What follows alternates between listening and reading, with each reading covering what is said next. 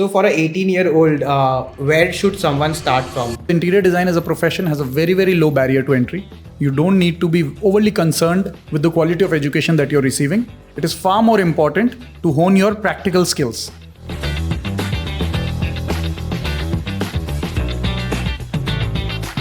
Institutions, practice interior design firms that can give you a very high quality education during your internship, not on firms that give you a very high stipend. So no one becomes big by being poor at their job. You have to understand that.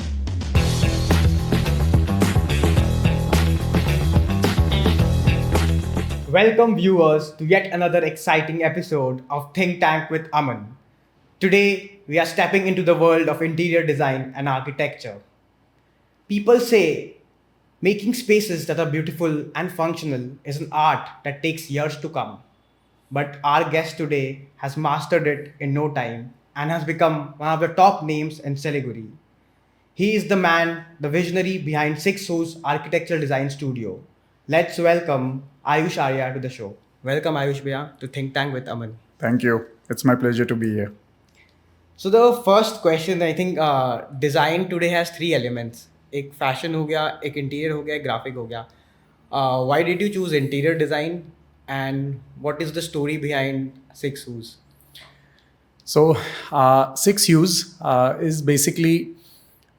So before I became an interior designer, I used to be a technology journalist. That was my calling. I from a very young age, I've been very passionate about technology and also just languages in particular. So I really love reading and writing.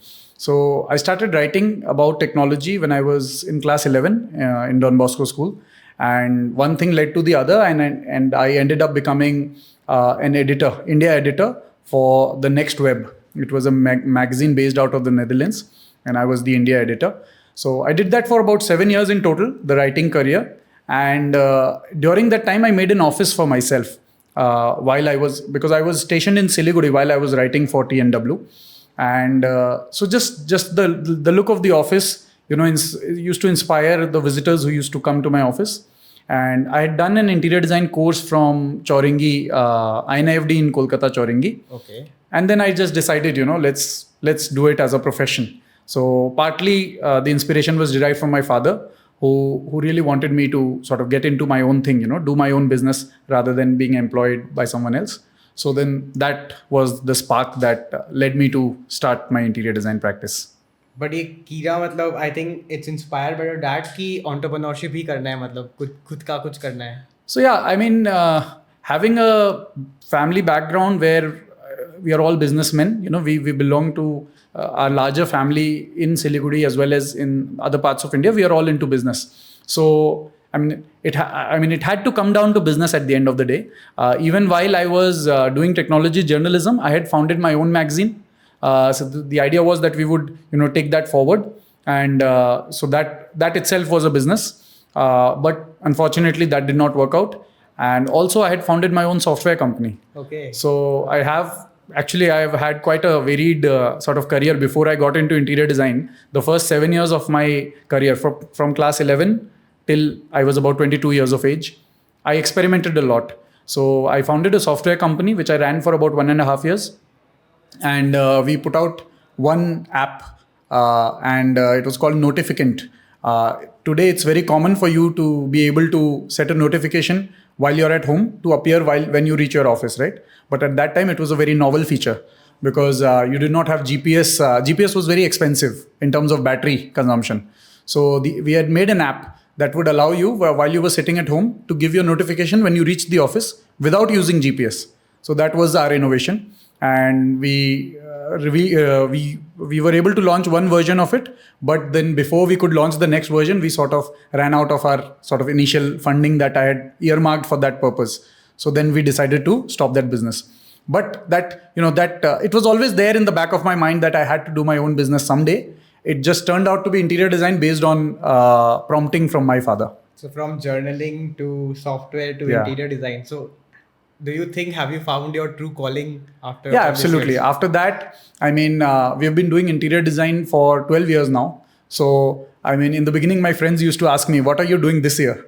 So obviously those questions have stopped coming for a while now.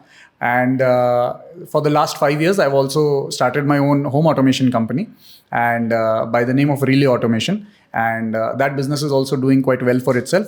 So I really enjoy both of these, interior design. My interior design practice, which does interior design and architecture, by the way. The name of our firm is 6Use Architecture Studio. So my interior design and architecture practice scratches that itch of being able to do something genuinely creative and to be able to contribute to people's lives through my capacity to create new things, right? So that is a satisfaction that I get, that I used to get from writing, and now I get it from doing interior design. And with Relay Automation, I'm able to scratch my technological itch. I have always been a technologist at heart, and I absolutely love the integration of technology and smart homes. Interior design that is enabled by smart homes. So these two businesses combined give me that, that the question that you asked, have you found your calling? So I think these two are, my fundamental calling.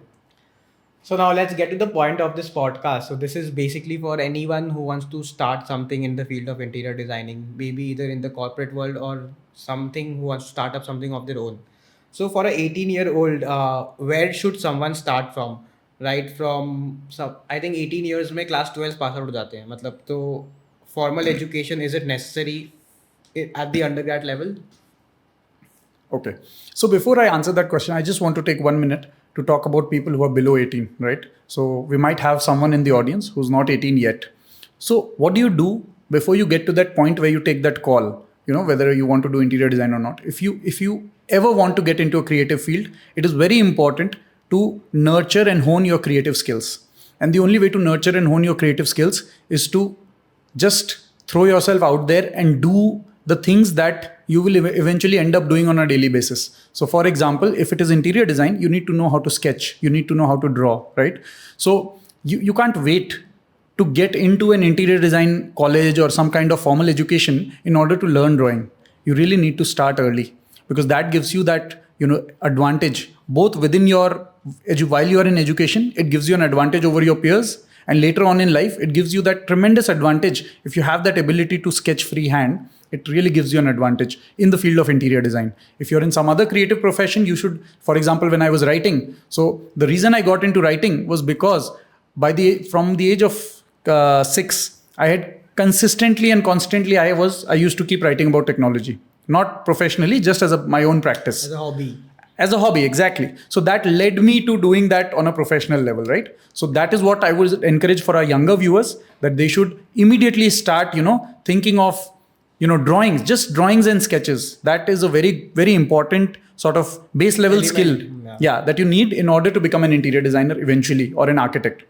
As for formal education, if you want to become an interior designer, so there are basically 3 things that you need to learn. One is freehand drawing, sketching, all of that. The second is the ability to conjure ideas, right? So that is something that formal education se zyada, it can only be taught to you by your own sort of self introspection, right? So if you give yourself some assignments and then you try to do them yourself, then you are able to exercise those creative muscles. And the third thing you need is a formal education in computing technologies that allow you to do interior design. For example, AutoCAD by Autodesk. So if someone wants to get into interior design and they are 18 years old today, they should definitely be looking at interior design colleges, which give them that formal education that will put them in a very good stead. If they wherever they apply for an internship later or a job, and eventually even if they want to start their own firm, a very good formal education will put them in a very good place to do that. A very good jumping off point, right? So for that, NID is the premier institution in India, National Institute of Design in Ahmedabad. If someone is able to crack that, then of course there's nothing like it, right? In addition to that, there are many other institutes. Of course, it's been quite a while since I was in that, boat, but I'm sure many new institutes have cropped up. There is another one. I just unfortunately I forget the name. I'll be happy to give you the name later, and you can put it in the comments. That is also in Ahmedabad. It's a very high quality education institute. I just forget the name. I'll get back to you later about this. So those are the things that you should focus on. You should try to get into NID or one of these other elite colleges. Even if you're unable to do that and get a 3-year education there, at least you should get into any college and get a 1-year education. Because the very basics that you need is how to think about interior design, right? If I were to give you let's say a 3,000 square feet space and ask you to design a 4 BHK apartment out of it, how would you even start, right? Where would you even start? So for that, you need a formal education in order to put you in the right frame of mind. And then it's up to you to decide whether you want to pursue it in the second and the third year or not. It's not necessary by any means, by the way. So if you're getting into one of the very elite colleges and you're getting an education, a degree in interior design, then of course it's a 3-year course. But if you are unable to do that and you find yourself in a position where you're only able to get a 1-year diploma, that's perfectly all right. Because interior design as a profession has a very, very low barrier to entry. You don't need to be overly concerned with the quality of education that you're receiving. It is far more important to hone your practical skills. Because that is what, for example, when we are looking to hire new interior designers, we pay very little attention to where they have gotten their education from. And most of our attention is towards their portfolio. What have they done? So I think for that, you don't need a very high quality education unless it's from a very elite institute. And I think I was reading a stat somewhere also, 40% of people who are currently interior designers have no background, I mean, in terms of formal degrees. Right, exactly. So, and that's the case with me as well. So I've done a 1-year diploma in interior design, and frankly, I learned very little doing that diploma, but it just put me on the right sort of path. Yeah. So now, someone who has already done a degree now, what is the next step? So at a 21-year-old level, should one start with internships, freelancing, build a portfolio? So what is the next step? So I would always advise, I have never done an internship myself. I just, one fine day, I just decided to do interior design. My only internship, you could say, was sort of my own office that I designed. That was kind of like an internship for me. So it had a very strong disadvantage that I never had a reference point. So whenever I used to take a decision about my own practice, like starting on day one, even just knowing where to price myself, how should I charge for my services, I had absolutely no reference point. So everything that I have done in my practice is through, sort of trial and error, experience, course correction, right? And a lot of it could have been avoided if I had just had that, background in 2 years of experience. Exactly. So I would have known, that these are things you don't need to try because I know that they won't work. So that's definitely a recommendation from my end that you should first of all get a good internship. I always advise the people who join at my firm to focus on institutions, practice interior design firms that can give you a very high quality education during your internship, not on firms that give you a very high stipend. So it's just my opinion that the education that you get from a good internship program is worth its weight in gold. And no amount of stipends will ever make up for a poor sort of internship learning experience. So that's my, 2 cents on that front. And while interning, do you recommend working at a very reputed big brand or a very small scale flexible studio? I think both have their sort of advantages. If you're working at a very big firm, it is a given, right? So no one becomes big by being poor at their job. You have to understand that. So if you are going for a very big firm, it's of course, it goes without saying that they will have good processes and you will be able to learn a lot from those processes. But the disadvantage might be in certain cases, it's flexibility, not, it's also not a rule that this advantage will always apply, right? But it might be that you get pigeonholed because you're new and you know very little. You might get pigeonholed into very specific tasks that don't teach you don't give you a broader perspective. It might be the case. Smaller firms might be more nimble and they might have to, rely more on their interns to do more high level stuff because they have a less number of people to work with. But in general, I would say that the larger firms definitely have an edge because interior design as a profession, there's not much sort of menial work that you can get an intern to do. Even if you're doing very basic annotations and elevations and all of that, which are like the really entry level stuff, even that teaches you way more than what you learn even at the highest levels of college. So the difference between what you do in the real world and what you learn in an educational institution is night and day. So in a good firm, even if you're getting to do very basic level stuff, you will definitely get to learn a lot. Yeah. And then 3 months later, if you have the skill, of course, the people who are senior to you, they will continuously rely on you more and more and start giving you more and more complex stuff, because that makes their life easier, right? And you learn in the process. So I would definitely recommend, if you can, you should definitely go for a place where they have good structures in place. And what is the process to apply for such firms? I mean, they might already have a system process of hiring, right? Right. So students will be expected to have some kind of portfolio to submit before they enter the firm. Right.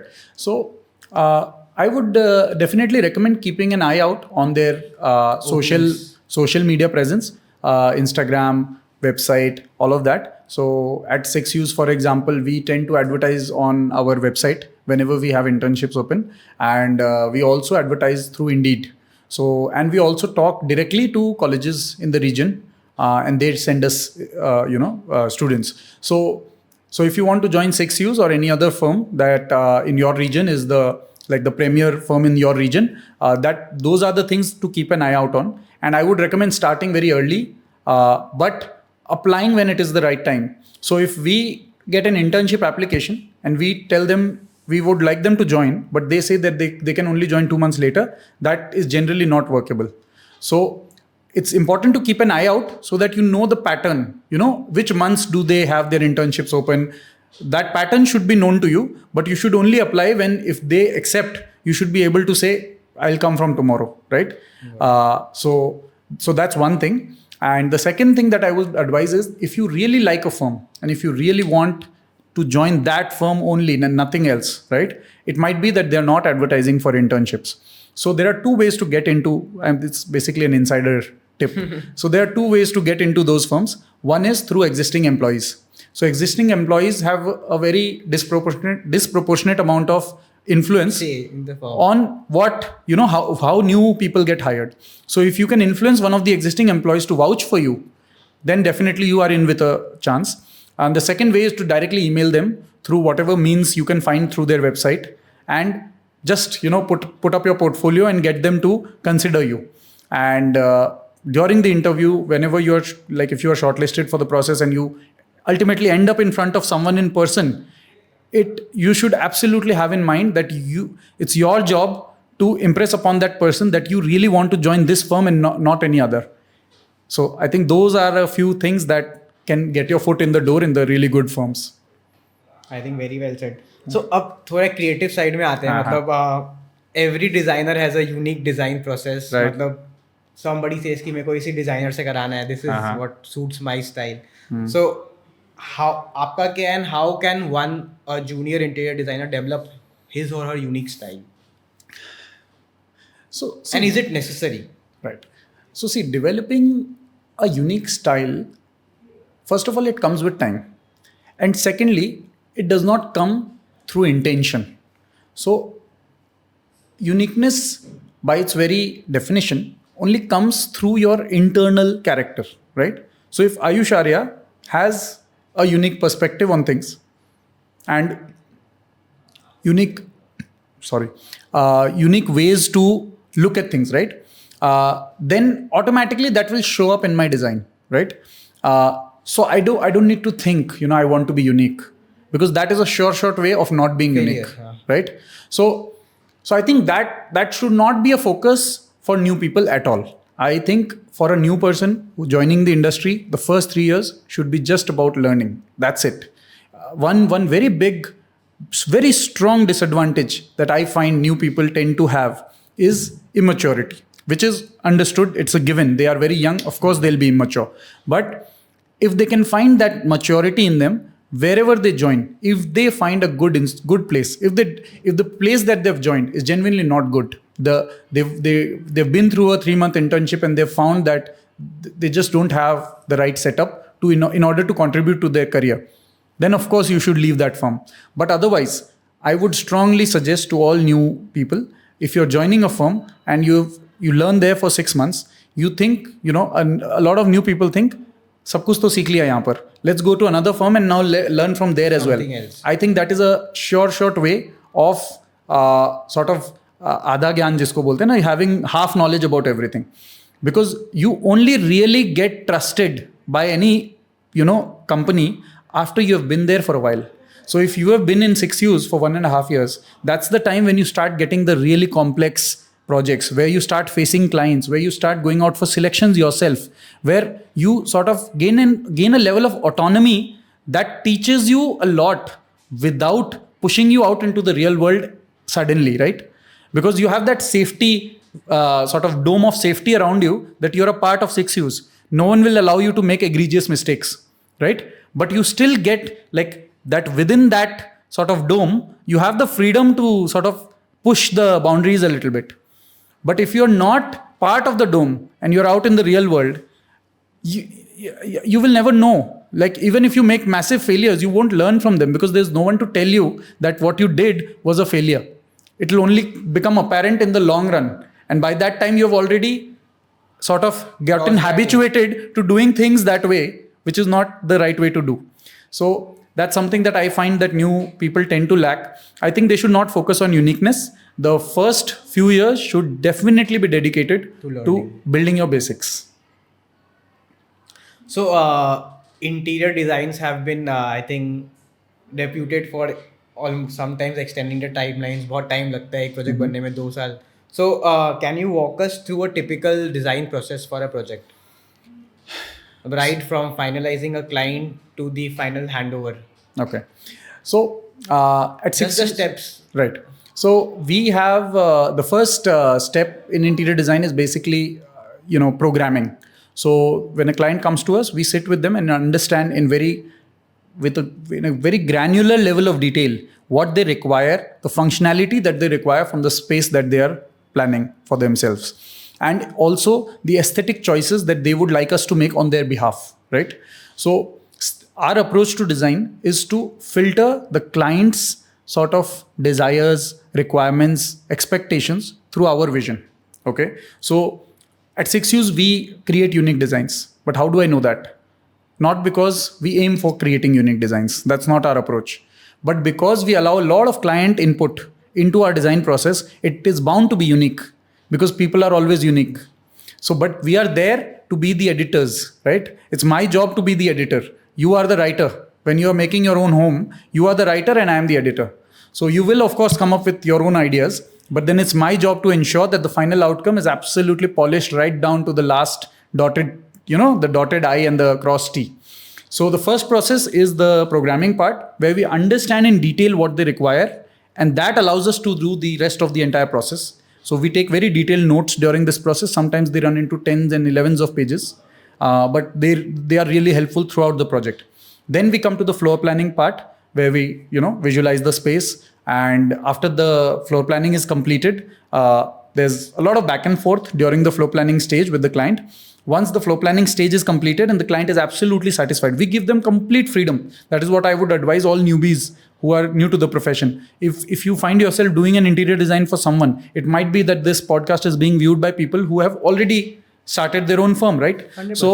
So just during the floor plan stage, don't be reserved. Don't restrict the client or yourself. If you propose something and the client proposes changes that completely shatters your idea and forces you to rethink it from the ground up, that's a good thing. Because first of all, this person might end up getting something that is far more suitable to him, which will end up making them more satisfied.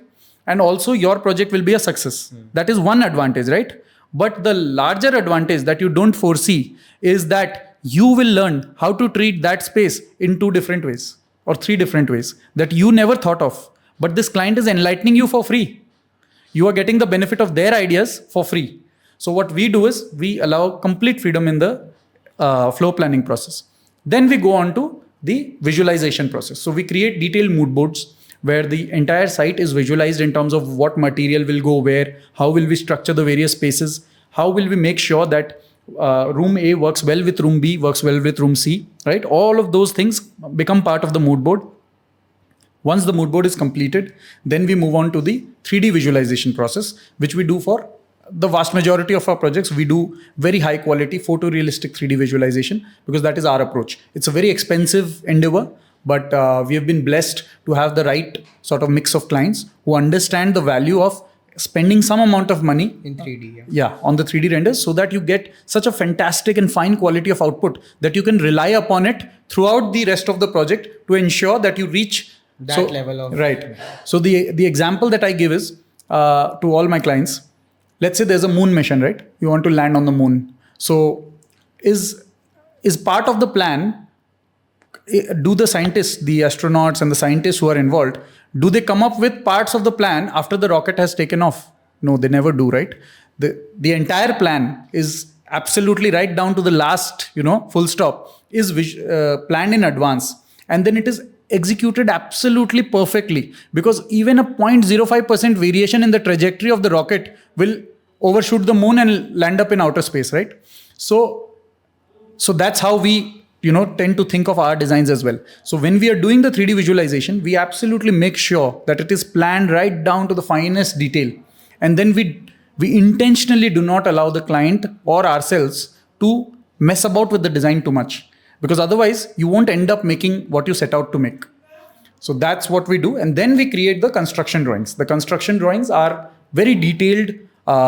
We, for every project, let's say if there's a 4 BHK apartment or a 5 BHK bungalow, you might have anywhere between 200 to 350 drawings. So it's a tedious task, but of course it's something that we enjoy doing as well. So we create very detailed drawings of every single item that will go into that house, with the detailed measurements and all of that, how everything comes together. So sometimes there might be minor mistakes in the 3D renderings that we catch during the construction drawings phase, because when we are working on the specific drawings, we are able to catch, if some error has crept into the 3D. After the construction drawings are completed, then the work starts on the site.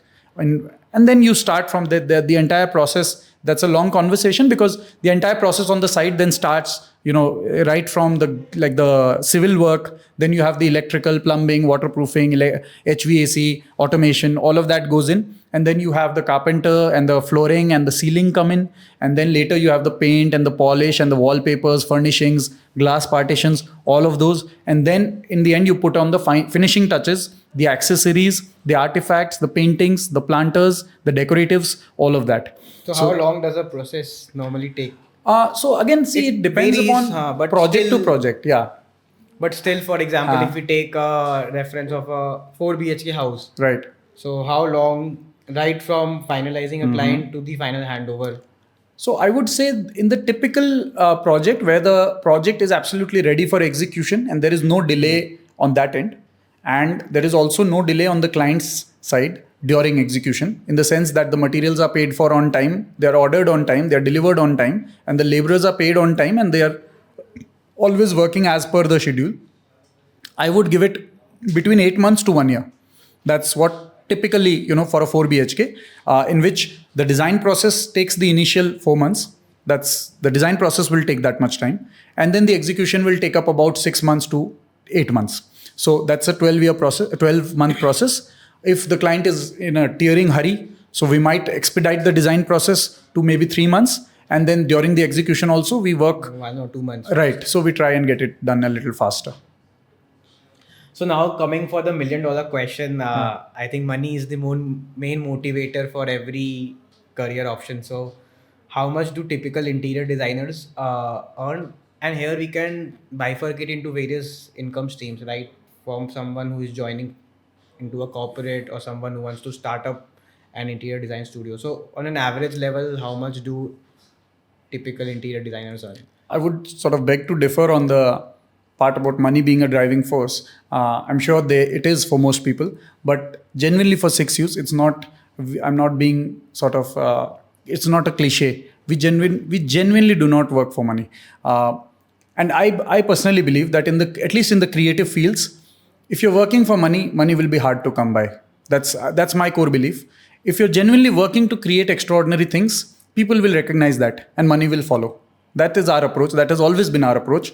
And I have found that it has served me very well, both on the sort of success side and also on the money side. So typically, I would say that if you're doing a job in interior design, you might start at a fairly low salary of about 1.5 lakh rupees a year, maybe. That's obviously on the very lower side, but I'm talking about absolutely the beginning, just after your internship. And then if you are, really good at what you do, like if you're extraordinary, and if you have that sense, right, that you are irreplaceable, right? If you have that design vision that allows you to create extraordinary designs, then you're an asset to any team that you're a part of, right? And if you are that kind of an asset, then you're irreplaceable. So if you become irreplaceable in your line of work, I would not be hesitant to say that you might end up making about, let's say, 5 years down the line or 4 years down the line from the day you started, you might end up making anywhere between 50,000 rupees a month to about 80 to 90,000 rupees a month, or maybe even one. About only Siliguri. Yeah, I'm talking about Siliguri, of course, because the cost of living is quite low here. If you were to go venture out of Siliguri, you might make far more than that based on the cost of living calculations for those cities. And of course, this will not apply to everyone. You really have to be indispensable. When I say that, I really mean that. As for if you start your own firm, then in the beginning, it is extremely challenging. It was for me, and I'm sure it is for most people who start. Because in the beginning, you just think, if you charge a client 1.5 lakh rupees for something, then you're essentially making 1.5 lakh rupees. That is what you initially factor in. But when you even a moderate amount of success, like if you're just doing 5 sites a year, which is almost nothing, even at that stage, your costs will start rising. The cost of your office, the cost of your electricity, the cost of the team that you will eventually have to hire, all of those things will start adding up really quickly. And you will also have defaults on payments in the beginning. You'll also make major mistakes. It is just a part and parcel of running your own practice. You are bound to make mistakes unless you really have your basics right. But unfortunately, people these days, most of the people I interact with, don't really focus on their basics. They are in a tearing hurry to start on their own. So then that you run the risk of doing that. But if you are really focused and you do a good job, I would expect that in the beginning, when you start your own firm, you might end up making 1 or 2 lakh rupees a year, and then eventually, like maybe 4 or 5 years down the line, if you are moderately successful, you might end up making anywhere between, let's say, 10 lakh rupees, 8 to 12 lakh rupees a year. So that is what I would, that's my guess for most firms. Got it. So now AI is the talk of the town now. Mm-hmm. So it is being used to make automated space planning solutions. Mm-hmm.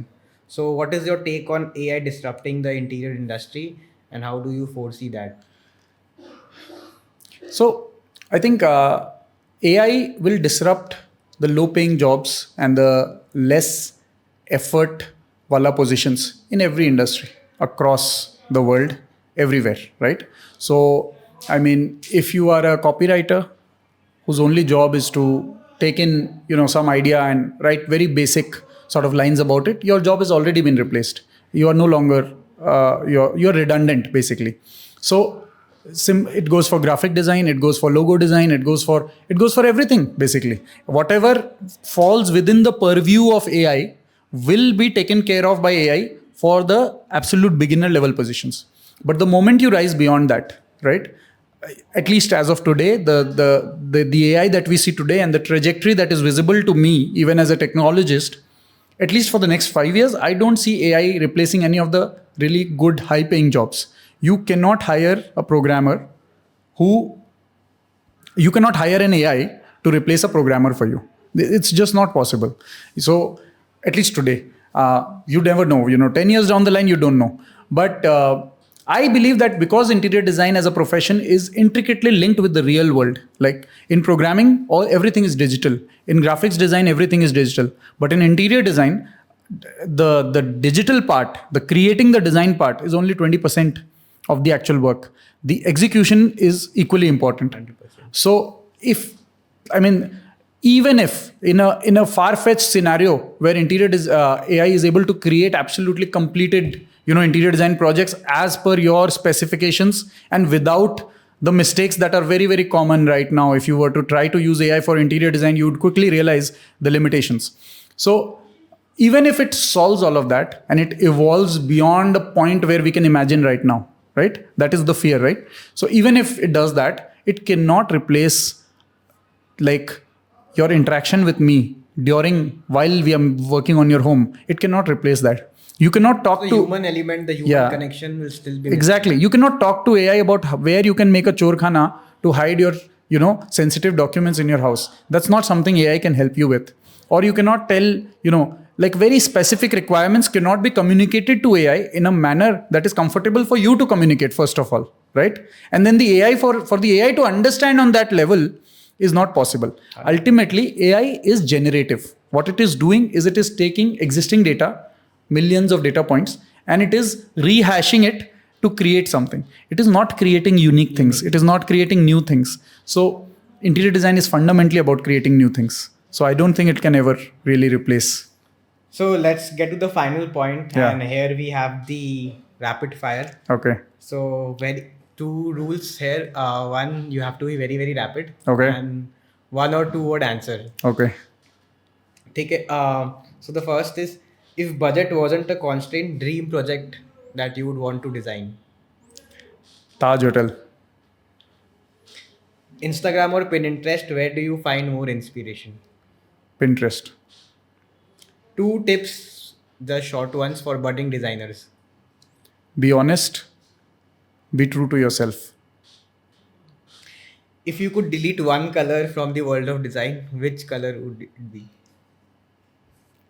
That's a tough one. Certain shades of brown, I guess.